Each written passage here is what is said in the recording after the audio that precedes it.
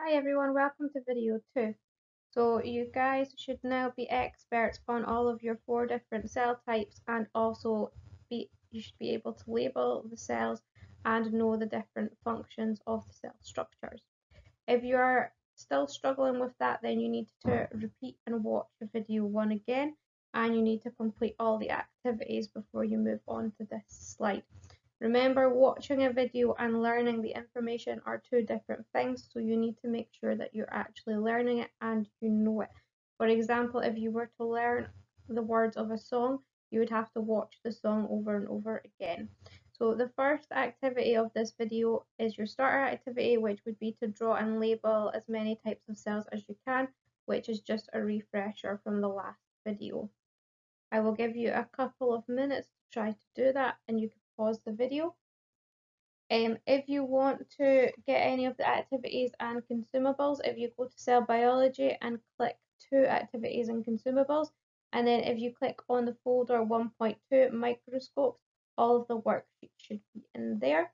Then if you go back to cell biology and then you click PowerPoint, we are working on the 1.2 microscopes and cell size PowerPoint. Okay. So this page shows you the answers to your starter activity. So you should have been able to successfully draw and label your plant cell, your animal cell, your fungal cell, and your bacterial cell. So if you pause the video and then you give yourself a mark. So today we're going to be learning about microscopes and cell size. So what we need to be able to do is identify the parts of a microscope and state what they do.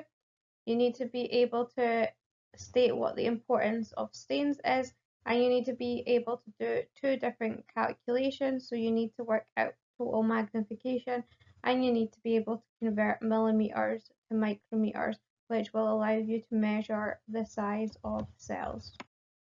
So microscopes can do 3 things. They can make things bigger, so they can magnify things.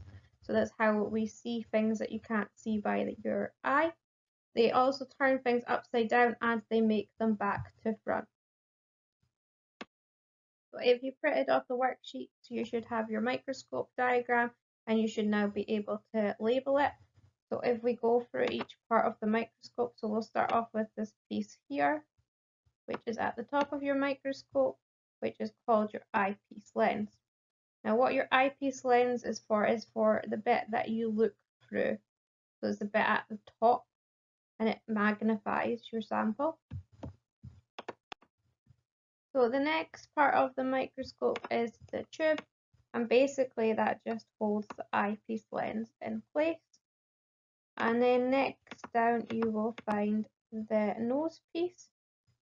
Now the nose piece is what is attached to your 3 different objective lenses, which you can see here, and the nose piece just allows your objective lenses to rotate. So the next part that we're going to look at is your objective lenses. So you usually have 3 objective lenses. You usually have a high-powered objective lens, which magnifies your sample the most, a low-powered objective lens, which magnifies your sample the least, and a medium objective lens, which is in between the 2 of them. Then we have our microscope stage, which holds the sample and where your sample goes. Then we have our diaphragm, which can vary the amount of light that gets let through. And then at the bottom we have our mirror or our light, which allows us to see our sample. Then we have the base, which is at the bottom of the microscope and just holds the microscope up. The arm adjustment knob and also the coarse focus knob are the things that move the stage up and down, which allow you to put your sample in the correct place. Then we have our stage clips, which hold our sample. So there they are.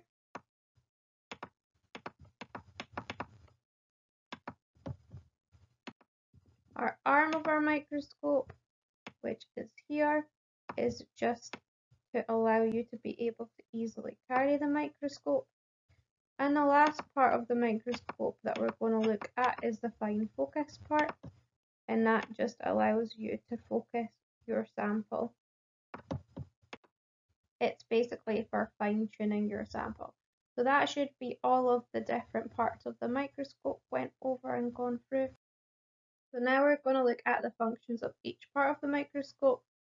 So for hold the slide in place, that would be E, which is your stage clip. So well done if you got the answer correct.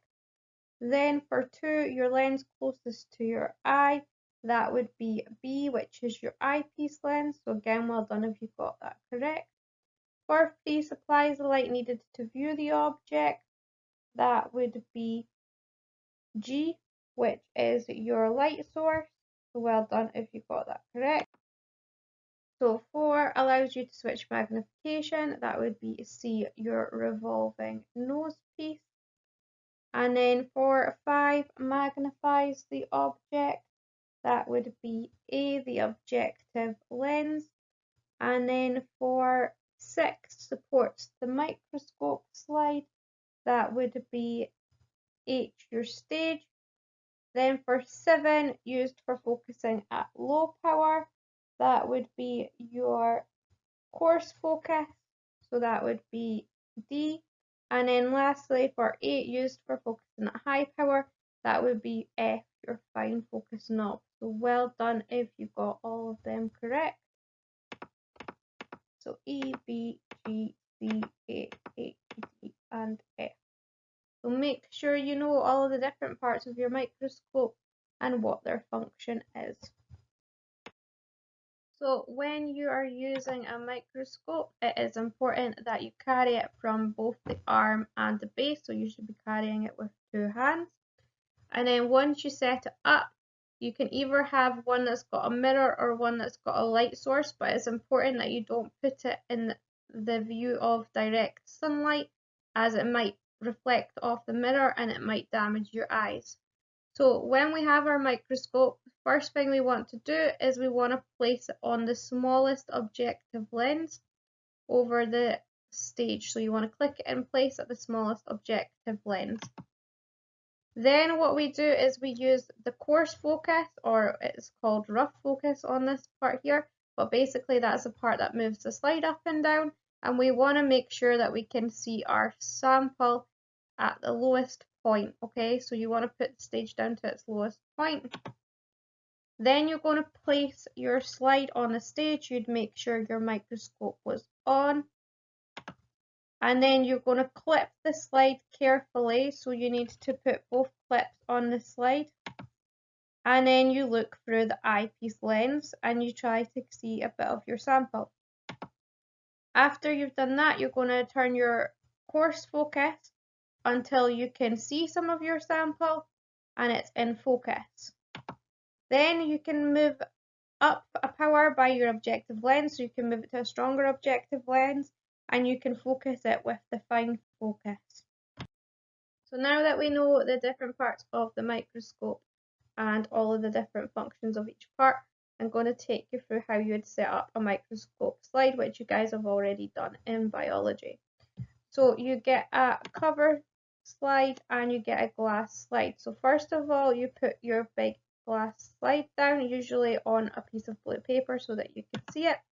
And then you would then add either a drop of water or your staining solution, which you guys will know as iodine or methylene blue. So you add a little drop with your dropper. You then add your sample, being careful not to fold it. And then you would add the last part, which is your little cover slide. And then you put your cover slip over and make sure your sample is secure, and you try not to get any air bubbles, because if you get air bubbles you might not be able to see your sample under the microscope. So now you would need to make a note on stains.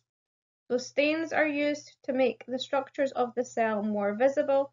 So for example, if you dyed your onion cell with a stain, you'd be able to see the cell wall and the nucleus. If you didn't, you wouldn't be able to see these cell structures, these little ultrastructures that are in the cell. So we know, because we've used this in biology already, that iodine is used to stain onion cells and methylene blue is used to stain cheek cells so that you can see their structures. Right, the next thing you guys need to know, which is quite complex, is measuring distances. So we need to know how many micrometers are in a millimeter, how many millimeters are in a centimeter, and how many centimeters are in a meter. So if you guys have a look at this meter stick here, there would be 100 of these centimeters. This is 1 centimeter here, which is labeled for you. There'd be 100 of them in a meter. Okay, there is 1 millimeter, which is here. So this bit here, there's 1 millimeter, and there's 10 1 millimeters in a centimeter. So 10 of these make up a centimeter.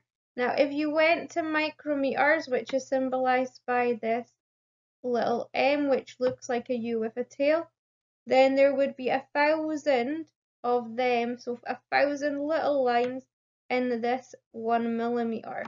So if you want to get from a micrometer to a millimeter, you have to divide it by 1,000. If you want to get from a millimeter to a centimeter, you divide it by 10. And if you want to get from a centimeter to a meter, you divide by 100. Then if you want to go from a meter to a centimeter, you'd have to multiply by 100. If you want to go from a centimeter to a millimeter, you'd have to go multiply by 10. And if you wanted to get from a millimeter to a micrometer, you'd have to multiply by 1,000. Okay, because the micrometers are smallest, they're always going to give you your biggest number, because to get them you'd have to times by 1,000 from a millimeter. So usually if it's in micrometers, it'll be the largest number. So as we know, cells are really small. So to measure the size of a cell, you need to use micrometers. So we would then put this note into our jotters so that cells are measured in micrometers, and you'd put the little symbol, so micro and then meters, and then convert millimeters to micrometers, you would need to multiply the number by 1,000, and to convert micrometers to millimeters, you would need to divide the number by 1,000. And then you would write down A and B, and you'd write down the sections, and you'd write down the answers. So when you look back over your jotter notes, then you would know what you were doing. You can use a calculator for this if you want. So what you would do is, for the first one, converting these values into micrometers, you'd have to do your 3 millimeters times by 1,000, and then it would equal 3,000. And then for your next one, you do 0.3 millimeters times by 1,000, and you'd get 300 micrometers. Remember that you need to include your units each time so we will know what we're talking about. And for the last one, it would be 60 times by 1,000. That would give you 60,000 micrometers. And again, using your units. So if you want to convert the values from micrometers into millimeters, you're going to have to do the opposite. So for the first one, you'd do your 6,000 micrometers, and you'd divide it by 1,000, which would give you 6 millimeters. Then you would do 30 micrometers, and then you would divide that by 1,000, and that would give you your 0.03 millimeters. And then finally you do 6 micrometers divided by 1,000, and that would give you your 0.006 millimeters. So remembering the units each time. So the next thing that we're going to look at is a common question, where you get told how much a cell or an object has been magnified, and then you need to work out the actual cell of the structure. So first we're going to look at this mitochondria that's down here. And it says in the question, the cell organelle shown below is magnified 10,000 times. What is the actual size of the organelle in micrometers? Now first to watch out is we have the width of this measured in millimeters, so there's 30 millimeters, and we want to look at it in micrometers. So the first thing we have to do is convert that 30 into micrometers. So then we would have to do 30 millimeters times by 1,000, which would give us 30,000 micrometers, so 30,000 micrometers. But that is not the end, because we've been told that it's been magnified 10,000 times. So we would then have to divide that number by 10,000,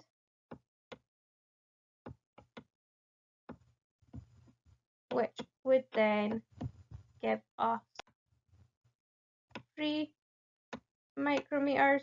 So the answer would be 3 micrometers. So for the next question, we are being asked about the ribosome. So the cell organelle shown below has been magnified 1,000 times. What is the actual size of the organelle in micrometers? So we know that it is 4 millimeters, and we know we need to convert it to micrometers again.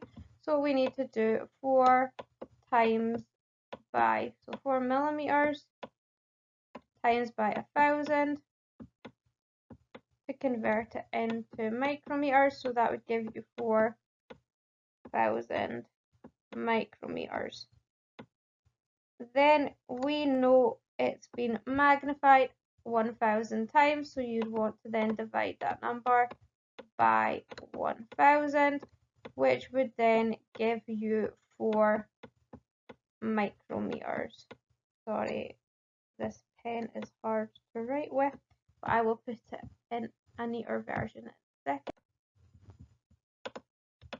Okay, so there's the calculations written out nice and neatly, so you could put them into your jar. So first of all, we needed to work out what your millimeters were converted to your micrometers, and then we had to divide it by how much times it had been magnified. Okay. So when you're drawing a microscope diagram, it is important that you put it in a nice neat circle. You would use a pencil, and you would make sure that you only had a single line and you didn't shade it. You would then put whatever magnification you were using at the corner of it, so that people could know the magnification of the sample. You need to take a note of this. So total magnification is your magnification of your objective lens times your magnification of your eyepiece lens. So if you remember, your eyepiece lens is your tube that's at the top, and your objective lenses, there's usually 3 of them on the nose piece. So for example, if an eyepiece had a magnification of times 10, which is the usual case for an eyepiece, and if you don't get a value, you assume it's times 10, and an objective lens had the magnification of times 40, objective lenses can vary, your total magnification would be times 400, and that's because 10 times 40 equals 400.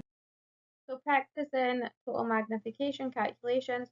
So for number 1, if you've got an eyepiece that's times 5 and an objective lens times 25, then you times the 5 by 25, and that would give you times 125. Again, remember, you can use a calculator in biology. So if you've got an eyepiece that's times 5 and an objective lens that's times 50, you'd do 5 times 50, and that would give you 250 times. For the last one, your eyepiece is still times 5, your objective lens is 250, so if you do 5 times 250, you'd get times 1,250. So for this table, we're trying to work out all of the different parts that haven't been filled in yet. So you guys know the calculation from the previous slide, that your magnification of your eyepiece lens times your magnification of your objective lens equals your total magnification. So for the first one, we have our magnification of our eyepiece lens, so that would be times 10. We do not have our magnification of our objective lens, so if we put a question mark, and then we have our total magnification, which is times 40. So what we would need to do is, to find question mark, we were going to have to divide by 10 on each side. So what goes with 10 to make 40 basically? So our question mark would then equal times 4.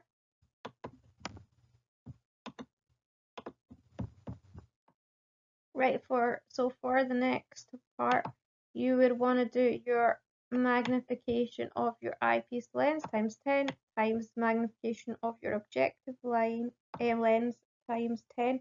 So 10 times 10, which would give you 100. This is similar to the first question that we did. So what you would do is you would have question mark, this time for the eyepiece lens, times by your 4A equals your 400. So you would divide it by 40 on each side, which would give you question mark equals 10. So your answer would be times 10. So now we should know how to work out all of our different magnifications. So now is a way to get a little bit more complex, and a common question that the SQA like is calculating the average cell size. So to do this, first of all, you need to find your field of view, which is your diameter. So from one end of the circle to the other end of the circle, either across the way or up and down. And then you need to divide that by the number of cells that are there. So if you're going up and down the way and you had 1, 2, 3, 4, 5 cells, and say this line was equal to 10 millimeters, you would want to find out what each cell was. So then you'd have to do 10 divided by 5, because there's 5 of them, which would give you 2 millimeters. So each of these cells would be 2 millimeters, and then you can convert it to micrometers. So to convert it to micrometers, you would have to times it by 1000. So then that would give you 2000 micrometers.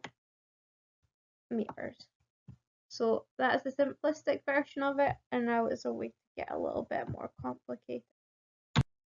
So another example of this would be if you had a field of view that was 2 millimeters and you needed to convert it into micrometers, you would do your 2 millimeters times by 1000, which would give you 2000 micrometers.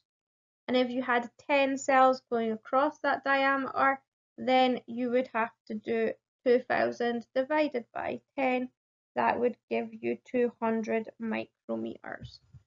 So that would be, for example, if you had that going across the way of a circle, and then you had 1, 2, 3, 4, 5, 6, 7, 8, 9, 10 cells, and this line equals 2 millimeters.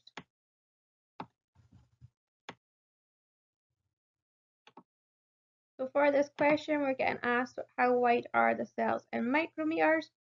So we know from this that our field of view, or our diameter, is 2 millimeters. So we then want to convert that to micrometers. So we want to do 2 times by 1000, which is going to give us 2000 micrometers. And then we need to work out how many cells there are going across the way. So there's 1, 2, 3 cells going across the way. So you would then do 2000 divided by 3 on your calculator, and that would give you how many micrometers that there each cell was. Okay. So for this next calculation, we're getting asked how long our onion cells are in micrometers. So again, we know that the field of view or diameter is 5 millimeters, so we'd convert that to micrometers, which would be 5 times by 1,000, which would give you 5,000 micrometers.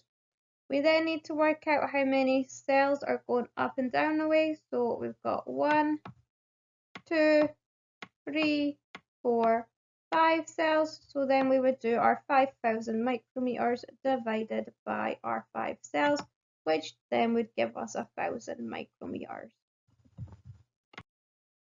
The calculation fee is slightly more complicated this time because it tells you that the cell has been magnified by 100. So it's basically the same as the last question. So we would want to convert our 5 millimeters to our micrometers. So you times it by 1,000, which would give you your 5,000 micrometers. Then you look at how many cells there are, which is 5. So you divide your 5,000 micrometers by 5, which gives you 1,000 micrometers.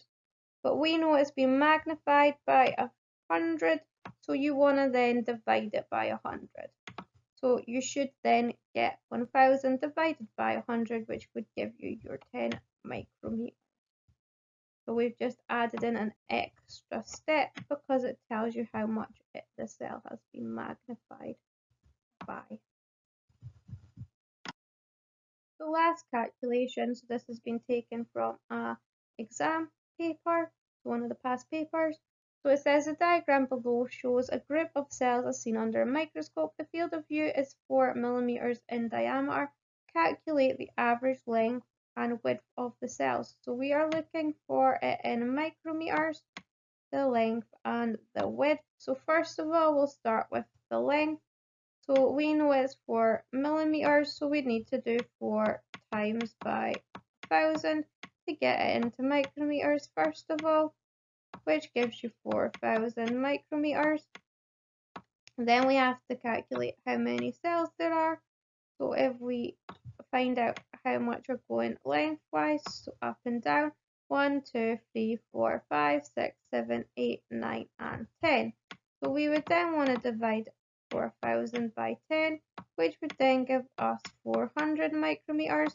It's not telling us that it's been magnified by anything, so that's fine. So that would be that answer there. Then for our width, it's similar because it's still 4 millimeters. So you'd do 4 times the 1,000 to get it into micrometers. So you'd have 4,000 micrometers. And then this time we would then have to count the cells going across the way. So 1, 2, 3, 4, 5. So then we want to divide your 4,000 by, which would then give you your 800 micrometers. So dividing your 4,000 by your 5 cells, which gives you your 800 micrometers. And again, it's not said that it's been magnified by anything, so that should give you your answers there. We should now be able to work through, if you go to activities and consumables, the different micrometers and millimeter questions, and you have the answers there to check over your own work to make sure that you're comfortable with calculating average cell size and converting your micrometers to your millimeters.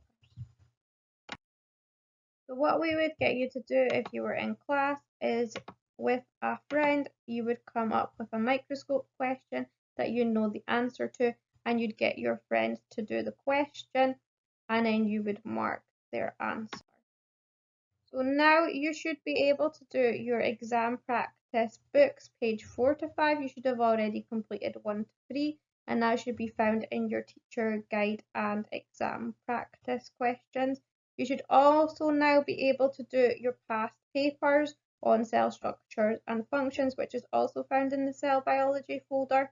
The answer should be there. If you're stuck with anything, you can email me. And finally, you should now be able to complete the first homework booklet, which is called Cell Structure and Function. And once you've completed the cell structure and function homework booklet, send the answers in to me and I will correct it for you. So you should be feeling comfortable. If not, then you need to watch videos 1 and 2 again. The homework booklet should show you and I how much of the work that you're understanding, and also I'm going to send you out a quiz which you need to try and work your way through if you feel like you know all of the information in the course so far. Woohoo! End of key area 1. So, guys, you need to make sure that you can successfully calculate the magnification of microscopes, that you can calculate average cell size, that you can convert millimeters to micrometers, that you know what a field of view is, and that you can draw a picture of a microscope diagram with the total magnification in the corner. So make sure that you have kept up to date with the James Torrance questions, make sure you've done your exam practice paper questions, and make sure that you complete the homework, and make sure that you do the 2 quizzes that have been assigned to you so that you don't fall behind. Remember, you might need to watch videos more than once to actually learn the information. Okay, bye.